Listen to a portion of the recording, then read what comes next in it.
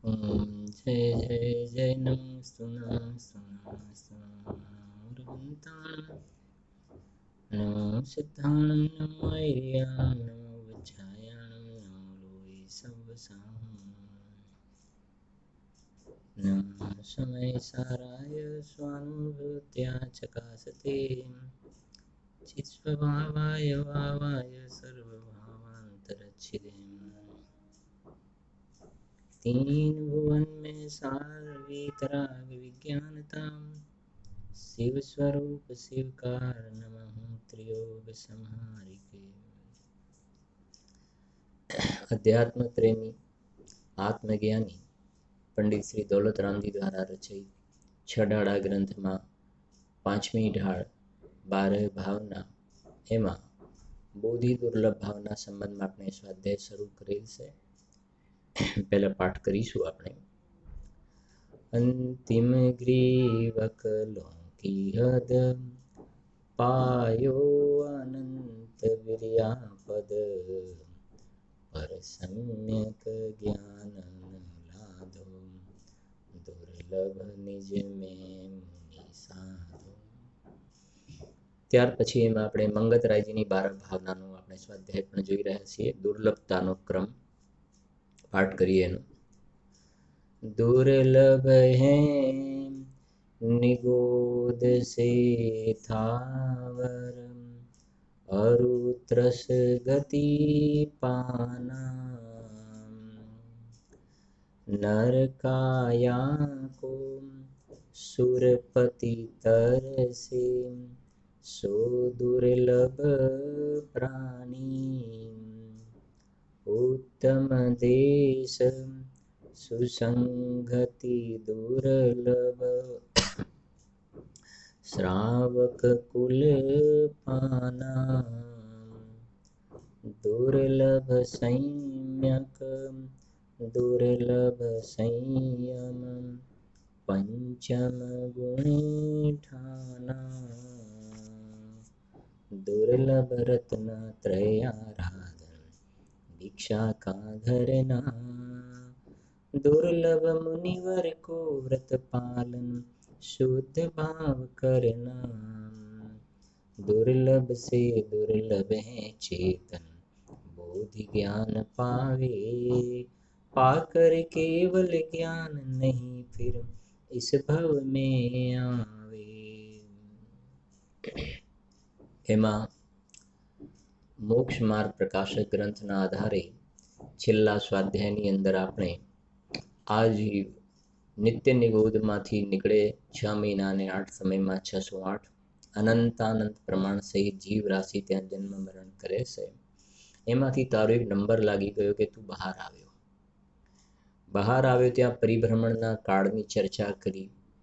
એમાં જે ત્રસ પર્યાયમાં કંઈક અધિક 2000 સાગર સ્થાવરની અંદર આપણે જોયું અસંખ્યાત કલ્પકાળ બાદરમાં। ત્યાર પછી પાછો જો નિગોદમાં ચાલ્યો જાય ઇતર નિગોદમાં તો અઢી પુદ્ગલ પરાવર્તન અને ઇતર નિગોદ પણ એકેન્દ્રિય કહેવાય અને જે સ્થાવર છે એ પણ એકેન્દ્રિય કહેવાય। જે આપણે શરૂઆતમાં બોલે ને दुर्लभ है निगोद से थावर बराबर है निगोद से थावर तो आ बन्ने एकेन्द्रियમાં છે तो આમાંથી આમાને આમાંથી આમાને આમાને આમાં જો રખડપટ્ટી કર્યા કરે તો કેટલો કાળ કહ્યું असंख्यात पुद्गल परावर्तन असंख्यात पुद्गल परावर्तन અને એક પુદ્ગલ પરાવર્તનનો કાળ એક ઘણો લાંબો છે એમાં અનંતાનંત સાગર નીકળી જાય। સમજાય છે ને થોડી વાત કાલના સ્વાધ્યાયમાં આપણે કરી હતી ને જેમ સમજો કે અહીંયા મોટો રાજા હોય એવા અનાર્ય દેશનો મોટો રાજા હોય અને રાજા થઈને એને ખૂબ પાપ કર્યા 7 વ્યસનનું સેવન કર્યું ખૂબ પાપ કર્યું અને રાજા થઈને મરીને ચાલ્યો ગયો એકેન્દ્રિયમાં ગયા પછી સંભવ છે કે એ કેટલો કાળ તો અહીંયા તો 5, 50, 100 વર્ષ હતા ત્યાં એ સમજો હવે એક પુદ્ગલ પરાવર્તનમાં અનંતાનંત સાગર આવે. ખાલી અનંત નહીં, અનંતાનંત સાગર. તે આપણે કાલે થોડું યાદ કર્યું હતું. નરકમાં વધારેમાં વધારે કેટલા સાગર? 33 સાગર. 33 સાગર. 33 સાગર. 33 સાગર પછી તો બહાર આવી જાય પાછું. બરાબર છે કે નહીં? નારકી મરીને ફરીને તરત જ નારકી ના થાય. ઓન ધ સ્પોટ બીજો બહુ નારકીનો ના હોય. બરાબર છે કે નહીં? હવે આ જે વાત છે એકેન્દ્રિયમાં ગયા પછી જે બતાવ્યું ને ત્રસ અને નિગોદ, ઇતર નિગોદ અને સ્થાવર પૃથ્વીકાય, એમાં ને એમાં એકેન્દ્રિયમાં જન્મ મરણ કર્યા કરે તો કે કોણ? કે આ પેલા રાજા હતા ને સપ્તવ્યસનનું સેવન કરતા તે રાજા, એ કહે છે 33 સાગર નહીં, અનંત સાગર. અનંત સાગર નહીં, અનંતાનંત સાગર. અનંતાનંત સાગર. જેને કાય સ્થિતિ આપણે ભણ્યા. કાય સ્થિતિ પૃથ્વીકાયમાંથી જલકાયમાં જાય, જલકાયમાંથી પૃથ્વીકાયમાં જાય, પાછો નિગોદમાં ચાલ્યો જાય, એક શ્વાસમાં 18 વાર જન્મ મરણ કરે, પાછો આવે, એમાં ને એમાં શરીર બદલ્યા કરે. તો કે છે અનંતાનંત સાગર. આ તો એક પૂદગલ પરાવર્તનમાં અનંતાનંત સાગર. એટલાથી પણ એ બહાર નથી આવતો. આ ઉત્કૃષ્ટ કાળ કહીએ છીએ આપણે. વધારેમાં રખડે તો આ અનંતાનંત સાગર એક વખત નહીં, અનંતાનંત સાગર 2 વાર નહીં, અસંખ્યાત વખત અનંતાનંત સાગર. સમજી ગયા ને? ફરીથી પહેલા નંબરમાં અનંત સાગર, કે અનંત સાગર તો કે ઓછું કહેવાય, તો અનંતાનંત સાગર. અનંત ગુણ્યા અનંત, અનંત મલ્ટીપ્લાય બાય અનંતાનંત સાગર. અને એક અનંતાનંત સાગર નહીં, 100 અનંતાનંત સાગર નહીં. એવા કેટલા? અસંખ્યાત પૂદગલ પરાવર્તન. એટલે અસંખ્યાત વખત અનંતાનંત સાગર સુધી આ જન્મ મરણ કર્યા કરે. અને આ આપણા પરિભ્રમણની કથા છે. આપણે આ પંચ પરાવર્તનમાં રાજા પણ થયા હશું, મહારાજા પણ થયા હશું, સ્વર્ગના દેવ થયા. દેવ મરીને એકેન્દ્રિયમાં ચાલ્યા જાય છે ને. છડાળાની પહેલી ઢાળમાં કહ્યું તહ તે ચય થાવર તંધરે યો પરિવર્તન પૂરે કરે એકેન્દ્રિયમાં. અને એકેન્દ્રિય હવે દેવ હતો ને મરીને એકેન્દ્રિયમાં, અને એકેન્દ્રિયમાં પછી કેટલો કાળ કાઢ્યો તો કહે છે કે આ રીતે અનંતાનંદ સાગર એ પણ અસંખ્યાત વખત કાઢી નાખે, અસંખ્યાત કાળ સુધી. અસંખ્યાત પૂદગલ પરાવર્તન કહ્યું ને. એટલે ખાસ આ જીવે એ સમજવાનું છે આ બધામાં. કાલે પણ કહ્યું હતું કે આ બધા મેથેમેટિક્સ આપણે કેમ સમજીએ છીએ? કર્ણાનુયોગ પાકો કરવા નહીં. કર્ણાનુયોગ અમને આવડે છે, બધા ગણિત આવડે છે એટલા માટે નહીં, પણ આવા ભવોની અંદર મેં સમ્યક દર્શન વગર, આત્માના અનુભવ વગર મેં આવા ભવોની અંદર બહુ જ કહેવાય ને ખરાબ રીતે મેં ભયંકર દુઃખો સહન કર્યા છે. અને મારે હવે આવા પ્રકારના જન્મ મરણ કરવા નથી. એ પોતાના ઉપર દયા લાવી અને હવે મારા માટે આ પંક્તિ લાગુ પડવી જોઈએ. સિદ્ધો કી શ્રેણી में आने वाला जिनका नाम है, वंदन उन सब मुनि राजों को मेरा नम्र प्रणाम है, मेरा नम्र प्रणाम है, मेरा नम्र प्रणाम है, मेरा नम्र प्रणाम है, मेरा नम्र प्रणाम है. सिद्धों की श्रेणी में आने वाला जिनका नाम है, सिद्धों की श्रेणी में आने वाला जिनका नाम है. મને આ દેવ શાસ્ત્ર ગુરુ સાચા મળ્યા, ગુરુદેવ મળ્યા, એમને મને જેના આશ્રય મોક્ષ માર્ગ પ્રગટ થાય એવો શુદ્ધાત્માનું મને સ્વરૂપ બતાવ્યું, તો હવે મારું નામ સિદ્ધોની શ્રેણીમાં આવવા વાળું છે. હવે મારું અહીંયાથી પાછું ઇતરની ગોદમાં જાઉં ને એકેન્દ્રિયમાં જાઉં, એ શ્રેણીમાં મારું નામ હવે નહીં આવે. હવે મારા ખરાબ દિવસો જશે અને સારા દિવસો મારા આવી ગયા છે. એવી જાતિનો અંદરમાં પોતાનું ઉપાદાન આવી જાતિનું પોતે બનાવે, અંદરમાં વૈરાગ્યના ભાવ કેળવે. એટલા માટે આવા બધા પ્રકરણોને આપણે સમજી રહ્યા છીએ. તો એના અંતર્ગત એક સ્વામી કાર્તિકેય અનુપ્રેક્ષા ગ્રંથ છે, તો એની ચર્ચા તો આપણે પછી કરીશું. એ પહેલા અષ્ટપાઉડ ગ્રંથ કુંદકુંદ આચાર્ય દેવના પંચ પરમાગમ, બહુ એક સારી આપણે ચર્ચા વૈરાગ્યની કરવા જઈ રહ્યા છીએ. કુંદકુંદ આચાર્ય દેવે 3 ગાથાઓ લખી છે, બહુ વૈરાગ્ય પ્રરક. આ બોધિ દુર્લભ ભાવનાના અંતર્ગત સમજવા જઈ રહ્યા છીએ. અષ્ટપાઉડ ગ્રંથ જે છે, 5 પરમાગમ છે ને કુંદકુંદ આચાર્ય દેવના, છે 5 પરમાગમના નામ ખ્યાલ? સમયસાર, નિયમસાર, પ્રવચનસાર, પંચાસ્તિકાય અને અષ્ટપાહુડ. અષ્ટપાહુડ તો જે અષ્ટપાહુડ નામ છે, અષ્ટપાહુડ. તો અષ્ટપાહુડ ગ્રંથ છે, એમાં 8 પાહુડ છે. 8 પાહુડ: દર્શન પાહુડ, સૂત્ર પાહુડ, ચારિત્ર પાહુડ, બોધ પાહુડ, ભાવ પાહુડ, પછી મોક્ષ પાહુડ, લિંગ પાહુડ, શીલ પાહુડ, એ રીતે 8 પાહુડ છે. એમાં 5મા નંબરમાં ભાવ પાહુડ છે. કયું? ભાવ પાહુડ. એની કેટલીક ગાથાઓ એવી છે કે અંદરમાં આપણને હચમચાવી નાખે એવી વૈરાગ્ય પ્રરક ઘણી ગાથાઓ છે. બહુ બહુ જ એકદમ એવી જાતિની કરુણા પૂર્વક એમને જે ગાથાઓ લખેલી છે, જીવે સંસારમાં કેવા કેવા ભાવ ધારણ કરે એ સંબંધમાં. તો એમાં ભાવ પાહુડની અંદર, ભાવ પાહુડનો નંબર 5મો નંબર ભાવ પાહુડ. કયો? 5 નંબર ભાવ પાહુડ. એની અંદર જે ગાથા જે છે, બહુ સુંદર ગાથા છે. આપણે એનું થોડું સ્વાધ્યાય ખાસ કરવાનું છે અત્યારે. જોઈએ આપણે એને ભાવ પાહુડમાં વાંચું છું, જરા સાંભળજો.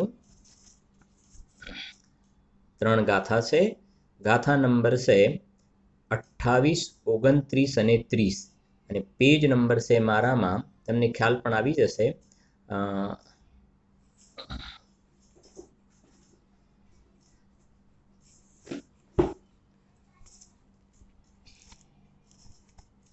અષ્ટપાહુડમાં ભાવ પાહુડની અંદર 28, 29, 30 ગાથા છે. જો આની અંદર તમને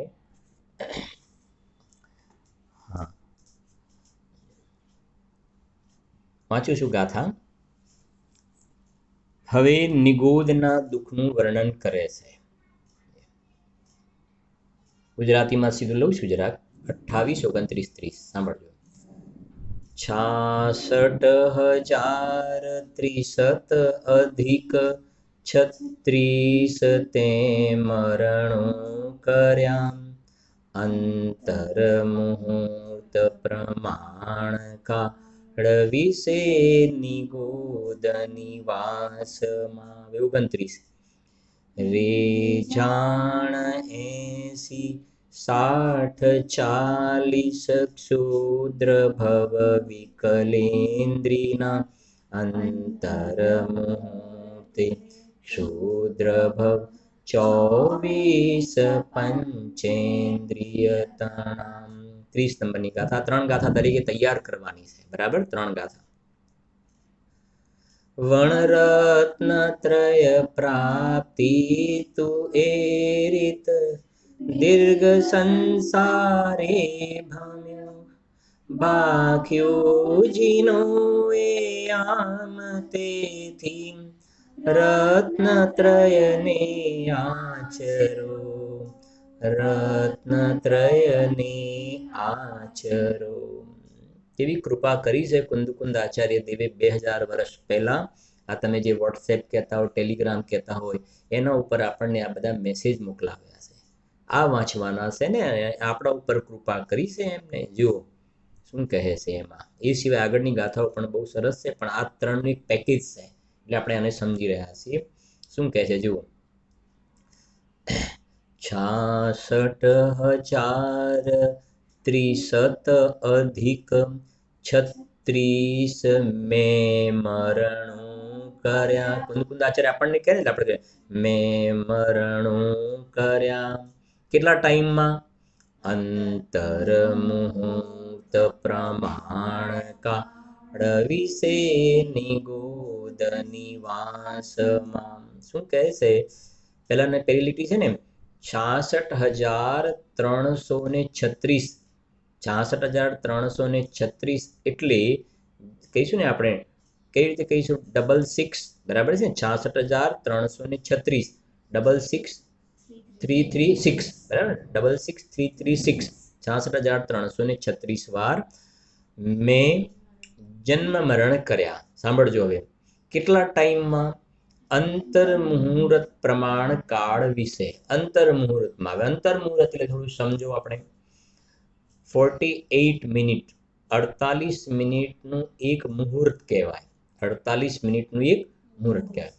તો 48 મિનિટથી અંદર આવો, એક સમય અંદર આવો તો એને અંતર મુહૂર્ત કહેવાય. અંદર આવી ગયા ને, અંદર આવ્યા તો 48 મિનિટથી અંદર આવો તો અંતર મુહૂર્ત કહેવાય.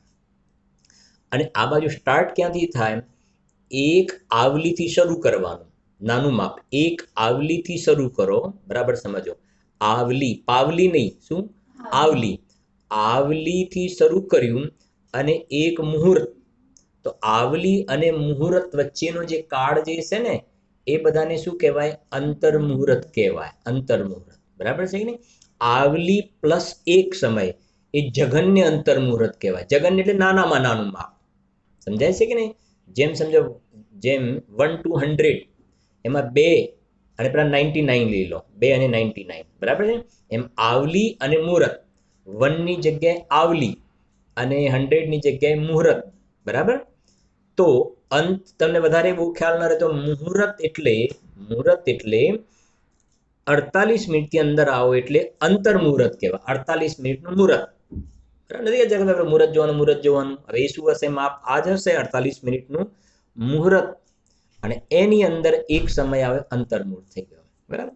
હવે અહીંયા એ કેવું છે કે આ અંતર મુહૂર્તમાં આ જીવે શું કર્યું? બરાબર સમજવા જેવી વાત એ છે. કેટલા જન્મ મરણ લખ્યા છે? 66,336. 66,000 એટલે ખબર પડે છે ને? 66,000 કોને કહેવાય? 66,000. હવે સમજીએ.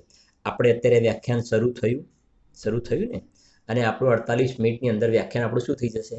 પૂરું થઈ જશે. આ આપણો પુણ્યનો ઉદય કહેવાય કે પાપનો ઉદય કહેવાય? પુણ્યનો ઉદય કહેવાય ને. મહાપુણ્યનો ઉદય કહેવાય.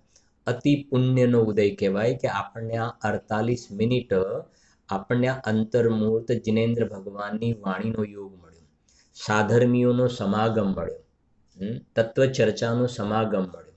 બરાબર? આ આપણો પુણ્યનો ઉદય છે. આ જ અંતર મુહૂર્તમાં સંસારમાં એવા કેટલાય જીવો હશે, કે એમને પૂછવામાં આવે કે આ અંતર મુહૂર્તમાં તમે શું કર્યું? તો શું કર્યું તમે કહી શકશો આ ગાથાના આધારે? એમને પૂછવામાં આવે તો આવા જીવો છે કે જે અંતર મુહૂર્તમાં 66,336 વાર એમને જન્મ મરણ કરી નાખ્યા. અને તમને એ વાતનો ખ્યાલ છે, આ જીવને સૌથી વધારે સેન્સિટિવ હોય ને તો મરણ પ્રત્યે વધારે સેન્સિટિવ છે. મરણ ન આવે એના એટલા માટે. હા, કેટલાય પ્રકારની જે અત્યારે જે આ મહામારી ચાલે છે કોવિડનો ને, એ કોવિડ પેસી જાય તો શું થાય? પેસી જાય તો સમજે મરી જવાય. એટલે ઘણા તો મરણના ભયથી જ મરી રહ્યા છે. મરણના ભયથી પણ મરી રહ્યા છે ને. આ જે જન્મ મરણ વગરનો ભગવાન આત્મા, જેને મરણ સ્પર્શ નહીં કરે, આ જીવ તત્વના અભ્યાસ વગર મરણના ભયથી વગર બિચારો એમને મરી રહ્યો છે. હજુ કોરોના અંદરમાં આવ્યો નથી ને એમને એના ભયથી અડધો તો મરી રહ્યો છે. બીજી વાત, આ ડૉક્ટરના તે દવા લેવા માટે જાય ને, પેલા રિપોર્ટ કરાવે, શું કહેવાય એને, lipid profile, body profile checkup કરાવે છે ને.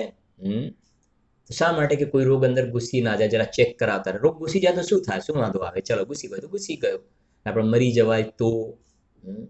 અરે ડૉક્ટરના ત્યાં દવા લેવાની વાત તો દૂર રહો, પણ આ શરીરમાં રોગ પહેલા અંદરમાં પ્રવેશ ના કરે ને એના માટે પણ પહેલેથી પ્રિકોશન લે છે. ભાઈ આવું કાળા લો ને ભૂલમાં અંદરમાં ગરમ પાણી પીવાનું રાખો, આ રાખો.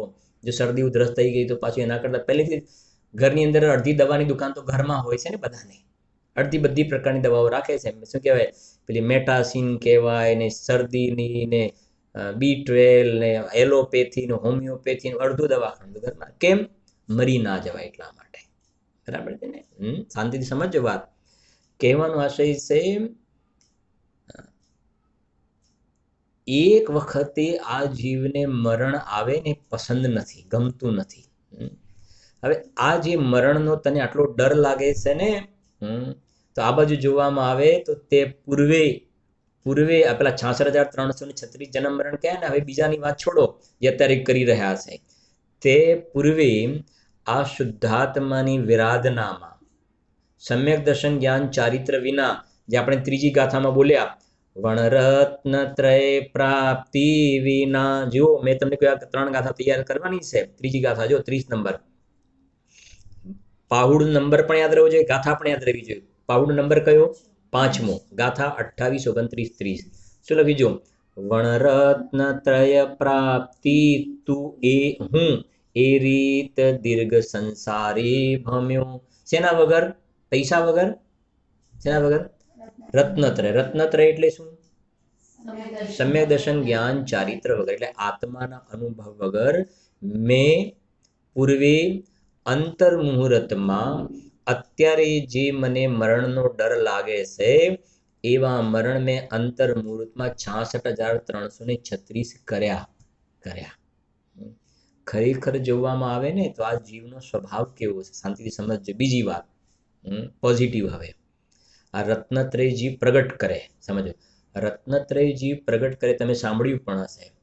અને એને રત્નત્રય પ્રગટ કર્યા પછી એને નિર્ગ્રંથ મુનિ દીક્ષા અંગીકાર કરી. બરાબર સમજજો. આ બાજુ આપણે સ્વાધ્યાય કરી રહ્યા છે, આખું લાઈન લઈએ ને, સ્વાધ્યાય કરી રહ્યા છે.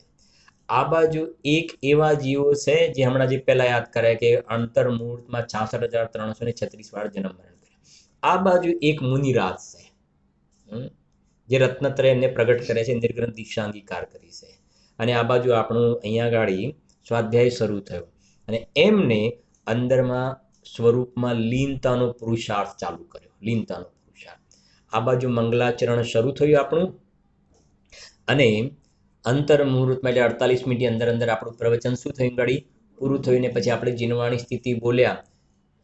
જીનવાણી કે જ્ઞાન તે સૂજે લોકાલોક, સોવાણી મસ્તક નમો સદા દેત હું દો. તો શું બોલે છે? જીનવાણી કે જ્ઞાન તે સૂજે લોક અલોક. તો આપણે તો બોલ્યા ત્યારે પેલા બાજુ મુનિરાજ હતા ને, શું મુનિરાજ અંદરમાં લીન થઈ ગયા. બરાબર છે.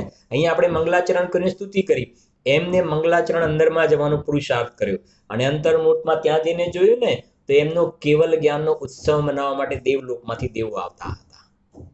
દેવલોકમાં કેમ? તો આપણે તો બોલ્યા કે સૂજે લોકા, એમના તો જ્ઞાનમાં જ લોકાલોક ઝલકવા લાગ્યો. સમજે? એ આત્માની આરાધનાનું ફળ. આત્માની આરાધનાનું ફળ. અને આ બાજુ એમના જ્ઞાનમાં એ પણ દેખાયું કે આ બાજુ એક જીવ એવો છે કે 66,336 વાર શું કરી નાખ્યું? જન્મ મરણ કર્યા. અને એમને જન્મ મરણનો નાશ કરી નાખ્યો. જન્મ જરા મૃત્યુ વિનાશ થાય, જન્મ નિર્વાહ પામીતી એ કરી દીધું. હવે તમે મને જવાબ આપજો. આમાં પાપનું ફળ, પુણ્યનું ફળ ને પુરુષાર્થનું ફળ મને બતાવો. પુણ્યનું ફળ બતાવો 3 સિચ્યુએશનમાં. પુણ્યનું ફળ અત્યારે આપણે જે સિચ્યુએશનમાં છીએ શેનું ફળ છે? પુણ્યનું ફળ. 66,336 વાર જન્મ મરણ કરે છે પાપનું ફળ. અને જે ભગવાન થઈ ગયા એ પુરુષાર્થનું ફળ. બરાબર છે કે નહીં? હવે આ અત્યારે આ જીવ વચ્ચેના સ્ટેન્ડે છે, વચ્ચેના સ્ટેન્ડમાં. બરાબર. હવે તારે નક્કી કરવાનું છે કે 66,336 વાળી ગાડી પર જવું કે આ બાજુ જન્મ મરણનો અભાવ કરવો કે 66,336 વાર જન્મ મરણ કરવા. એ બધું તારા હાથમાં છે. બાકી કોઈ ભગવાનના આશીર્વાદથી કામ થઈ જાય કે અમને તો આ ભગવાન બહુ જ ફળે છે, હું આ ભગવાનનું બહુ ધ્યાન રાખું.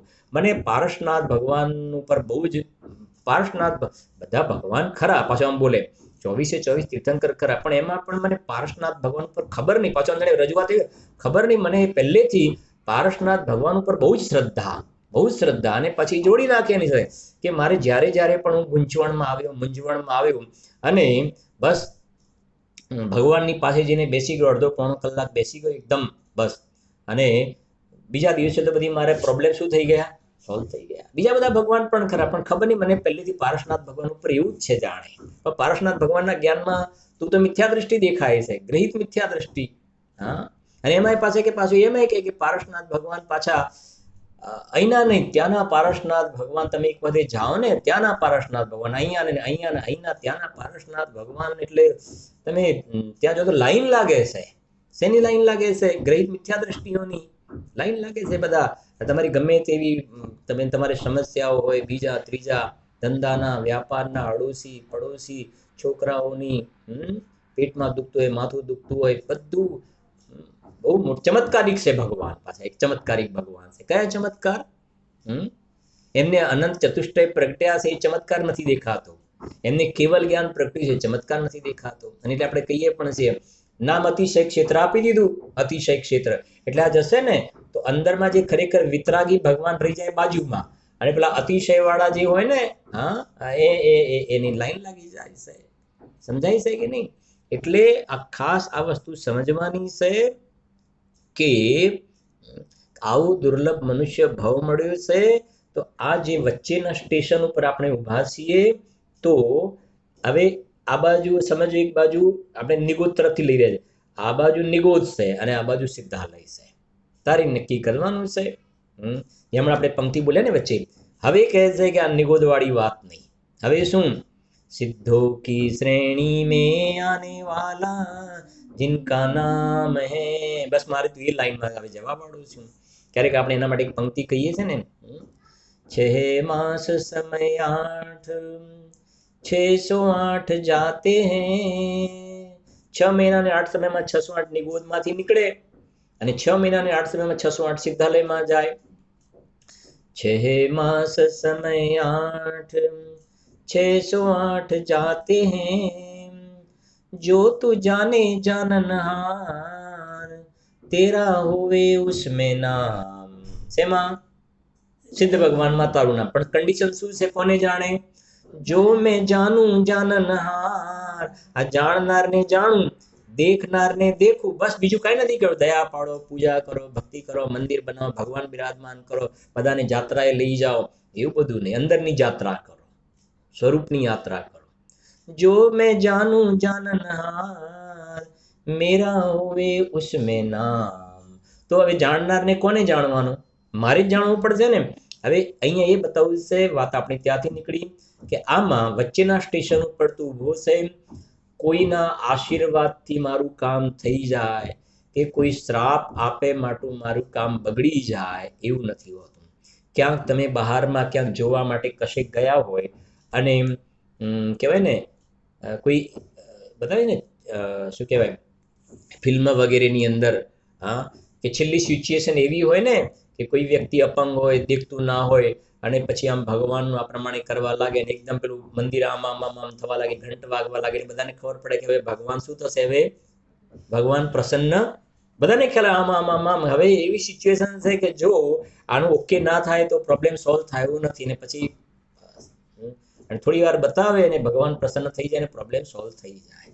એવું કહેશે કે પ્રકૃતિની અંદર, વ્યવસ્થાની અંદર એવું છે નહીં. સ્વયં કિએ જો કર્મ શુભાશુભ ફલ નિશ્ચય હિ વેદેતે, કરે આપ ફલ દેય અન્ય તો સ્વયં કિએ નિષ્ફલ હોતે. સામાયિક પાઠમાં લખ્યું છે. શું કહ્યું? શું કહ્યું? સ્વયં કિએ જો કર્મ શુભાશુભ, મેં જે પરિણામ કર્યા, ફલ નિશ્ચય હિ વેદેતે, ભગવાન થોડા ફળ આપે, મેં કર્યું છે મારે ભોગવવાનું.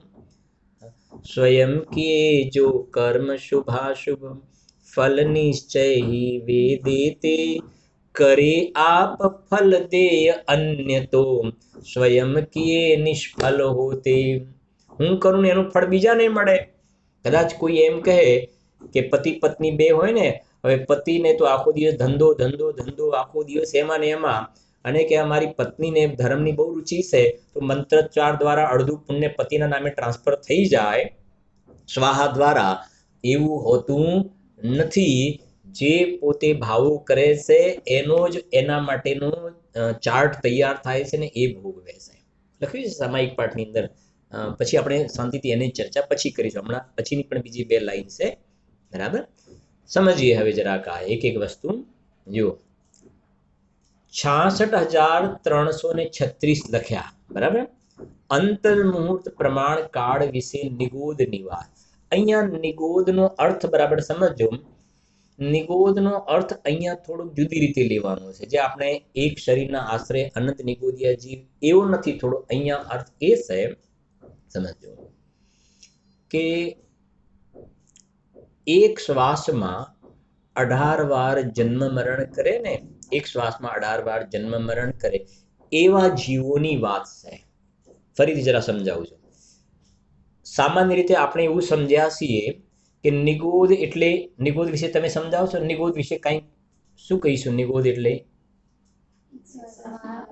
હા, આપણે એવું સમજે એક શ્વાસમાં 18 વાર જન્મ મરણ કરે નિગોદ. તો એ બરાબર નથી. કેમ કે નિગોદ સિવાયના પણ બીજા એવા જીવો છે, 2 ઇન્દ્રિય, 3 ઇન્દ્રિય, 4 ઇન્દ્રિય, 5 ઇન્દ્રિય વાળા જીવો પણ એક શ્વાસમાં 18 વાર જન્મ મરણ કરવા વાળા છે. સમજાય છે કે નહીં? મનુષ્યની અંદર પણ એક શ્વાસમાં 18 વાર જન્મ મરણ કરવા વાળા છે. એટલે એક શ્વાસમાં 18 વાર જન્મ મરણ કરે નિગોદ, તો કહે છે કે ના, નિગોદિયા જીવોની અંદર એક શ્વાસમાં 18 વાર જન્મ મરણ જોવામાં આવે એ વાત અલગ, એ વાત અલગ. પણ એક શ્વાસમાં 18 વાર જન્મ મરણ કરે એને નિગોદ ના કહેવાય, એ નથી વ્યાખ્યા. નિગોદની સિમ્પલ વ્યાખ્યા કરીએ ને તો તમે એક શરીરના આધારે અનંત જીવો રહે. એક શરીરના આધારે એક નિગોદનું શરીર છે, જેમ આપણું આ શરીર છે ને, પછી આપણે જોઈશું આપણું આ શરીર છે એની અંદર પણ નિગોદનું શરીર છે. અને એક શરીરના આશ્રય અનંતા જીવો, એક શરીરના આશ્રય અનંત જીવો હોય અને અનંત જીવો સાથે જન્મે ને સાથે મરે, સાથે જન્મે સાથે મરે. શ્વાસોશ્વાસ પણ કોમન, શ્વાસોશ્વાસ પણ કોમન, જન્મ પણ કોમન, મરણ પણ કોમન. અને એ પ્રમાણે અનંત, સમજો નિગોદ શરીરમાં આપણું આ એક શરીર છે ને, એક શરીર આપણું, એમાં આપણો એક જીવ છે, આપણું આ એક શરીર, એમાં એક જીવ, અને પ્રત્યેક કહેવાય. નિગોદને આપણે નામ આપ્યું હતું સાધારણ, ભૂલી ગયા? યાદ છે કે નહીં? નિગોદ એ વનસ્પતિ કાયમાં આવે, સાધારણ વનસ્પતિ, સાધારણ વનસ્પતિ, બરાબર. હવે એ જે છે એ સાધારણ વનસ્પતિ છે, એમાં એક શરીરના આશ્રય, સમજો એક શરીરના આશ્રય એક નહીં, એક શરીરના આશ્રય સંખ્યાત નહીં, અસંખ્યાત નહીં, એક શરીરના આશ્રય અનંત જીવો હોય, અનંત, અને સાથે જન્મે અને સાથે મરે. સમજાય છે કે નહીં? એટલે નિગોદ માટે આ તમારે બેઝિકલી ખ્યાલ રાખવા, બરાબર. હવે આ જે વાત આપણે કરીએ છીએ 66,336 વાર જન્મ મરણ કરે, એમાં આપણે જોઈ રહીએ છીએ કે એકેન્દ્રિયથી લઈને પંચેન્દ્રિય સુધીના ઉચ્છ્વાસના 18મા ભાગની અંદર જન્મ મરણ કરે એવા જીવોની વાત છે. એને આપણે જરા જોઈએ. અહીંયા જો પહેલી લીટી છે ને, 66,063 અધિક 36 મેં મરણો કર્યા, અંતર મુહૂર્ત પ્રમાણ કા વિશે નિગોદ નિવાસમાં. હવે વિશે નિગોદ નિવાસમાં, તો એની અંદર જરા જોઈએ આપણે, સમજો કે જે 66,336 કહ્યા, 66,336 આ એકેન્દ્રિયથી પંચેન્દ્રિય સુધીના, એમાં 66,132 એ એકેન્દ્રિયના છે. શું કહ્યું? 66,132 એકેન્દ્રિયના. ટોટલ કેટલા છે? 66,336 માંથી 66,132 બાદ કરીએ તો કેટલા રહેશે? 66,336 માંથી 66,132 બાદ કરીએ ને 204, બરાબર છે ને? 204 રહેશે. બાકી જે 204 રહ્યા ને એ 2 ઇન્દ્રિય, 3 ઇન્દ્રિય, 4 ઇન્દ્રિય અને પંચેન્દ્રિય, એની અંદર એ બધા આવી જશે, બરાબર. 204. હવે આપણે આ 66,132 નું મેથેમેટિક્સ સમજવાનું છે આપણે. 66,132 કેવી રીતે, એટલે આપણે ધીરે ધીરે અંદર પેસીશું, આપણે સમજો કેવી રીતે. જરા જોઈએ કે એકેન્દ્રિયના ભેદ જરા સમજી લઈએ. એકેન્દ્રિયના 11 ભેદ. કેટલા? 11 ભેદ. એકેન્દ્રિયના 11 ભેદ. અને એ દરેક એકેન્દ્રિયમાં 6012 6012 ભવ જન્મ મરણ જન્મ મરણ જન્મ મરણ કરે, જન્મ મરણ જન્મ મરણ કરે, બરાબર. ફરીથી જરા સમજાવો, જુઓ, ફરીથી સમજાવું, ખ્યાલ આવે. કુલ કેટલા કહ્યા ભવ? 66,336. અને તમારે જરૂર હોય ને તો નોટપેન કે મોબાઈલમાં કેલ્ક્યુલેટ કરતા ફાવે તો કેલ્ક્યુલેશન કરજો તમે, એમાં એટલું તમને ખબર પણ પડે. નહીં તો આ હા બરાબર, જુઓ કેલ્ક્યુલેટ કરજો, નહીં તો એટલે કારણ કે થોડું કેલ્ક્યુલેશનનો સબ્જેક્ટ છે ને એટલે વધારે થોડું સારું રહેશે. જુઓ કુલ કેટલા ભાવ કહ્યા? 66,336. એકેન્દ્રિયથી પંચેન્દ્રિય સુધીના, એકેન્દ્રિયથી પંચેન્દ્રિય સુધીના, બરાબર. એમાં એકેન્દ્રિયના 66,132. એકેન્દ્રિયના કેટલા? 66,132. તો 66,336 માંથી અલગ અલગ કરો. 66,336 માંથી 66,132 માઇનસ કરો. 66,336 માંથી 66,132 માઇનસ કરો. 204 આવે ને, 204. હવે 204 કોના રહ્યા ભાવ? 2 ઇન્દ્રિય, 3 ઇન્દ્રિય, 4 ઇન્દ્રિય અને પંચેન્દ્રિયના કેટલા ભાવ? 204. આવું શ્વાસના 18મા ભાગમાં જન્મ મરણ કરવા વાળા, બરાબર છે ને? બરાબર. એકેન્દ્રિયના 66,132. આ જે છે ઉચ્છ્વાસના 18મા ભાગમાં જો ને, એક શ્વાસ મેં 8 10 12 જન્મ્યો મર્યો ભર્યો દુઃખ ભાર, આ એની વાત છે. એક શ્વાસમાં 18 વાર જન્મ મરણ કરે ને તો અંતર્મુખમાં 66,336 કેવી રીતે કરી નાખે છે, કેટલા ભાવ ધારણ કરી લે. આપણે બેઠા મનુષ્ય અને મનુષ્ય ભાવ, ત્યાં સુધીમાં એને 66,336 ભાવ ધારણ કરી લીધા. એટલા શરીર બદલી કાઢ્યા. શરીર બદલી નથી તો ઘણાને પેલા આપણે લગ્નના પ્રસંગમાં ભાઈ અડધો કલાક પછી કપડાં બદલે, પાછા કલાક પછી કલાક પછી, એમ 66,336 વાર શરીર બદલી કાઢ્યા. શરીર બદલી કાઢ્યા આ જીવે. હવે એમાં 66,132 શરીર તો કોના ધારણ કર્યા? એકેન્દ્રિયના 66,132 શરીર ધારણ કર્યા. અને એક શ્વાસ કોને કહેવાય એ સમજી લો. નિરોગી યુવાન પુરુષ છે, નિરોગી છે, બરાબર, હેલ્ધી છે, યંગ છે, એની આ નાડીનો એક ધબકારો થાય અને પછી બીજો ધબકારો થાય, એની વચ્ચેનું જે અંતર કહેવાય ને એને એક શ્વાસ કહેવાય. એક શ્વાસ એટલામાં એક વખત નહીં, 2 વારની 18 વખત જન્મ મરણ કરી નાખે. એક શ્વાસ, બીજો શ્વાસ, ત્રીજો શ્વાસ, એમ અંતર્મુખમાં 66,336 વાર જન્મ મરણ કરી નાખે, બરાબર. એમાં 66,132 વાર એકેન્દ્રિયના. એકેન્દ્રિયના હું તમને થોડો ભેદ સમજાવી દઉં, પછી આપણે લઈ લઈએ છીએ આપણે ને, બરાબર. એકેન્દ્રિયના કુલ 11 ભેદ છે. કેટલા? 11 ભેદ છે, 11 ભેદ. અને દરેક ભેદની અંદર 6,012 વખત 6012 6012 એકેન્દ્રિયના કેટલા ભેદ? 11. તો પહેલો એકેન્દ્રિયનો ભેદ એમાં 6012, પછી 6012, પછી 6012, 6012. તો તમે 6012 મલ્ટીપ્લાઈડ બાય 11 કરો. 6012 મલ્ટીપ્લાય બાય 11 કેટલા થયા? 66,132 થઈ ગયા ને. હવે 66,132 થઈ ગયા. દરેક એકેન્દ્રિયમાં 6012 6,012 6,012 6,012 જન્મ મરણ કર્યા કરે છે, બરાબર. હવે કયા એકેન્દ્રિય, હવે આપણે એને સમજવું છે કયા એકેન્દ્રિય, બરાબર.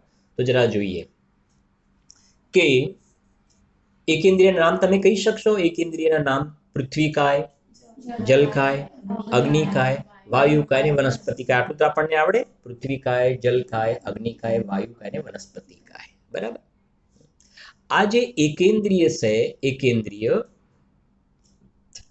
એકેન્દ્રિયમાં 2 ભેદ પડે, બાદર અને સૂક્ષ્મ. પછી બાદર કોને કહેવાય, સૂક્ષ્મ કહેવાય, એને આપણે જોઈએ છે. પહેલા એકેન્દ્રિયને સમજી લઈએ, આ પ્રકરણ સમજવા જેવું છે. બાદર અને સૂક્ષ્મ તો સમજો. હવે પૃથ્વીકાય, બરાબર છે, પહેલા લઈ લઉં છું, આ સમજો.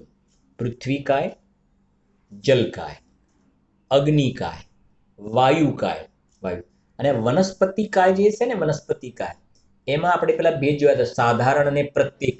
સાધારણ અને પ્રત્યેક. તો સાધારણ લેવાનું આપણે. નિગોદ, નિગોદ એ વનસ્પતિમાં આવે. ફરીથી રિપીટ કરજો. પૃથ્વીકાય, જલકાય, અગ્નિકાય, વાયુકાય ને સાધારણ વનસ્પતિ. સાધારણ વનસ્પતિ, બરાબર. 5 થઈ ગયા. 5 બાદર અને સામે 5 સૂક્ષ્મ. 5 બાદર, 5 સૂક્ષ્મ. એટલે આપણે આવું બોલી શકીએ, તમારે બોલવાનું છે. બાદર પૃથ્વીકાય, બાદર જલકાય, બાદર અગ્નિકાય, બાદર વાયુકાય ને બાદર નિગોદ. બાદર નિગોદ, બાદર સાધારણ હોય, બાદર નિગોદ. હવે એ રીતે સૂક્ષ્મમાં સૂક્ષ્મ પૃથ્વીકાય, સૂક્ષ્મ અગ્નિકાય, પૃથ્વીકાય પછી જલકાય, સૂક્ષ્મ જલકાય, સૂક્ષ્મ અગ્નિકાય, સૂક્ષ્મ વાયુકાય, સૂક્ષ્મ નિગોદ. 10 થઈ ગયા. 10 થઈ ગયા ને, આ બરાબર છે ને? બાકી કેટલું રહ્યું? 1. તો વનસ્પતિમાં કઈ વનસ્પતિ બાકી રહી? પ્રત્યેક વનસ્પતિ. એક ઇન્દ્રિયમાં આવી ને એટલે પ્રત્યેક વનસ્પતિ કેટલા ભેદ થઈ ગયા? 11 થઈ ગયા ને. હવે બતાવે છે કે આપણી આ જ વાત ચાલી રહી છે, આપણો આ પાસ્ટ જોઈ રહ્યા છે. આ મારું પાસ્ટ છે પણ મારું આ ફ્યુચર નથી. શું કહ્યું? આ મારું પાસ્ટ છે પણ આ મારું મને પાસ્ટ સાંભળવા મળ્યું છે, તો આ ફરીથી પાસ્ટને ફ્યુચર લાવવા માટે નહીં, પણ આ મારો પાસ્ટ આવું ખરાબ છે અને મને સરસ મજાની આવી ઔષધિ મળી છે, જીનવાણી રૂપી દવા મને મળી છે. તો હવે મારો આ પાસ્ટ જ રહેશે, આ મારું ફ્યુચર નહીં હોય. ફ્યુચર તો મારું અનંત જે સિદ્ધ ભગવાન સિદ્ધાલયમાં બિરાજે છે ત્યાં મારું ફ્યુચર હશે. આ જાણીને ત્યાં જવા માટે નથી જાણવાનું, પણ હવે મારે આવા સ્થાને જવું નથી એટલા માટે. બરાબર છે કે નહીં? જો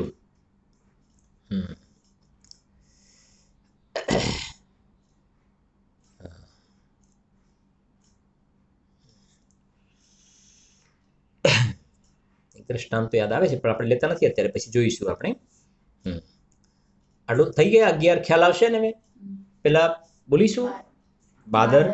બાદર પૃથ્વીકાય, જલકાય, બાદર અગ્નિકાય, બાદર વાયુકાય, બાદર નિગોદ, પછી સૂક્ષ્મ પૃથ્વીકાય, સૂક્ષ્મ જલકાય, હા હા બરાબર છે. 10 થઈ ગયા અને એક બીજું પ્રત્યેક વર્ષ 11 થઈ ગયા. આની અંદર જીવ જન્મ મરણ કર્યા કરે છે. એટલે 66,132 ભાવ તો આમાં કરી નાખ્યા. બરાબર. હવે આપણે જરાક સમજીએ થોડુંક બાદર અને સૂક્ષ્મની વાત. બાદર અને સૂક્ષ્મ. તો સૂક્ષ્મ કોને કહેવાય? પેલા સૂક્ષ્મને સમજીએ. આ જે નામ કર્મ ભણે, નામ કર્મની કેટલી પ્રકૃતિ છે? 93 પ્રકૃતિ. એમાં જેમ પેલું ત્રસ અને સ્થાવર જોઈ લો. ત્રસ નામ કર્મનો ઉદય હોય તો ત્રસ પર્યાય મળે, સ્થાવર નામ કર્મનો ઉદય હોય તો સ્થાવર પર્યાય. એવી રીતે આ બાદર અને સૂક્ષ્મ બોલ્યા ને, તો બાદર નામ કર્મનો ઉદય હોય તો બાદર શરીર, સૂક્ષ્મ નામ કર્મનો ઉદય હોય તો સૂક્ષ્મ શરીર મળે. બાદર પુણ્ય પ્રકૃતિમાં આવે, સૂક્ષ્મ પાપ પ્રકૃતિમાં આવે. હવે જોઈએ, સૂક્ષ્મ એટલે સૂક્ષ્મ હોય એવું નહીં, પણ સૂક્ષ્મ નામ કર્મનો ઉદય છે. હવે સૂક્ષ્મની વિશેષતાઓ 6-7 વિશેષતાઓ છે, ખાસ સમજો. સૂક્ષ્મ જીવો છે, સૂક્ષ્મ જીવો એટલે સૂક્ષ્મ પૃથ્વીકાય, જલકાય, અગ્નિકાય, વાયુકાય ને નિગોદિયા. બરાબર. સૂક્ષ્મ જીવો જે છે એ આખા લોકાકાશમાં બધે જ ભરેલા છે. એક પણ જગ્યા એવી ખાલી નથી કે આ સૂક્ષ્મ જીવો ન હોય. છેલ્લા પેલા 3 વાતવલય છે ને, ઘનોદધિ, ઘન વાતવલય, તન્વ, ત્યાં સુધી છે આખા લોકાકાશમાં બધે આ સૂક્ષ્મ જીવો 5 પ્રકારના સૂક્ષ્મ જીવો બધે જ ભરેલા છે. બરાબર છે કે નહીં? આપણે અત્યારે આ રૂમમાં કેટલા જણ બેઠેલા છીએ? આપણે લાગે છે આપણે ઘરમાં 4 વ્યક્તિ રહીએ છીએ, તો 4 કહીએ છીએ, પણ આ જગ્યામાં આ બધા સૂક્ષ્મ જીવો પણ રહેલા છે.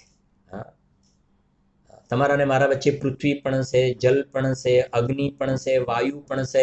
શરીરમાં પણ અગ્નિકાયના જીવો છે, જલકાયના પણ છે, વાયુકાયના છે. હવે બીજી વાત, આ સૂક્ષ્મ જીવો પહેલી વાત થઈ ને, લોકમાં બધે છે, ઠસોઠસ ભરેલા છે, કોઈ જગ્યા ખાલી નથી. સિદ્ધાલયમાં પણ છે, બધે છે. એક વાત. બીજી વાત, આ સૂક્ષ્મ જીવો જે છે ને એ ગમે ત્યાંથી પાસ થઈ શકે. કોઈ પહાડ હોય, પર્વત હોય, ગમે ત્યાં હોય, કોઈ એને આ ભીત છે, દિવાલ છે, તો ક્રોસ કરીને જતા રહે. સૂક્ષ્મ જીવો કોઈનાથી રોકાય નહીં, અને એ કોઈને રોકે પણ નહીં. બીજી વિશેષતા કે સૂક્ષ્મ જીવ કોઈને રોકે નહીં અને એને કોઈ રોકી પણ ના શકે. એને કોઈ ના રોકી શકે અને એ કોઈને રોકે પણ નહીં. બરાબર. જેમ પહાડ હોય તો આપણને રોકે, એમ સૂક્ષ્મ જીવ કોઈને, જેમ આપણે ઘડી વચ્ચે કોઈ આમ ઊભું થઈ જાય દરવાજાની વચ્ચે, તો એને શું કર્યું? આપણને જતા રોક્યા. સૂક્ષ્મ જીવો કોઈને રોકે નહીં. અને આપણે આમ ઊભા થઈ જઈને સૂક્ષ્મ જીવોને કે હું અહીંયાથી નહીં જવા દઉં, તો કે છે તમે એને રોકી ના શકો. બે વસ્તુ ખ્યાલ આવે છે કે નહીં? હવે ફરીથી, બારણાની વચ્ચે આપણે આમ ઊભા થઈ ગયા તો હું તમને નહીં આવવા દઉં, બરાબર? તો તમે મને શું આવતા રોક્યો, બરાબર છે કે નહીં? તો કે સૂક્ષ્મ નિગોદિયાને એ કોઈને રોકે પણ નહીં અને હા, એ કોઈનાથી રોકાય પણ નહીં. આપણા શરીરમાંથી તમે રોકવા માંગો તો એ તમે ઉભા રહો, હું તો નીકળી જઈશ પેલી બાજુ. તમે ઉભા રહો, હું તો નીકળી જઈશ પેલી બાજુ. બરાબર છે કે નહીં? એટલે એ કોઈના રોક્યા રોકાય નહીં. અને સૂક્ષ્મ ઈંગાડી વચ્ચે હોય ઈંગાડી, અને આપણે આમ જવું હોય તો એ રોકે આપણને એવું નહીં. જેમ આ છે ને તો આપણને રોકે, એવી રીતે સૂક્ષ્મ જીવો છે તો આપણને જતા રોકે એવું એ નહીં બને. એટલે બીજી બે વિશેષતા ખ્યાલ આવી ને સૂક્ષ્મ જીવોની. આ બધું આપણે ધારણ કરેલું છે. આવું હોય આવા બધા ભાવ ધારણ કરેલા છે. બીજી વિશેષતા હતી. ત્રીજી વિશેષતા, સૂક્ષ્મ જીવો જે છે ને પૃથ્વીકાય, જલકાય, અગ્નિકાય, પવન આવે તો ઉડી જાય એવું નહીં, અગ્નિ દ્વારા બળી જાય એવું નહીં જોવામાં આવે એનામાં સૂક્ષ્મ જીવો. પછી આગળ નેક્સ્ટ વિશેષતા એની કે એ સૂક્ષ્મ નિગોદના જે એમનું જ્યારે આયુ બાંધેલું ને પૂરું થાય ત્યારે જ મરણ થાય. આયુ પૂરું થાય ને ત્યારે જ મરણ થાય. એનું આયુ જ્યાં સુધી, એટલે એનો મતલબ એને કોઈ મારી ના શકે, એ કોઈને મારે નહીં અને એને કોઈ મારી ના શકે. જેમ અગ્નિની વાત લઈએ તો અગ્નિ, હવે ગેસની અગ્નિ તમે સામે સમજો એટલે બાદર. ગેસની અગ્નિ છે શું છે? બાદર. ગેસની અગ્નિ જે પ્રગટાવી બાદર. અને આ જે અત્યારે અહીંયા બધે જે આજુબાજુમાં બધી અગ્નિ છે તો એ કઈ છે? સૂક્ષ્મ. પણ પેલી ગેસ ઉપર અગ્નિમાં આપણે હાથ મૂકીશું શું કરશે? હાથ આપણો બળી જશે ને. તો એ તો બાળે, મારે. સમજાય છે કે નહીં? અને ગેસ આપણે બુઝાવી દીધો તો એનો પણ અંત આવી ગયો, અગ્નિ મરી ગઈ. સમજાય છે? જ્યારે આ સૂક્ષ્મ જીવો જે છે અગ્નિની આપણે લઈએ એટલે બાકી બધામાં સમજી લો, એ અગ્નિ જે છે એ કોઈને બાળે નહીં અને એને કોઈ મારી ના શકે. એનું જ્યારે આયુષ્ય પૂરું થાય ત્યારે જ એનું મરણ થતું જોવામાં આવે. એની વિસ્તારથી હજુ ચર્ચા છે. આપણો સમય થયો છે. નેક્સ્ટ વાત એની અંદર ચર્ચા કરીશું.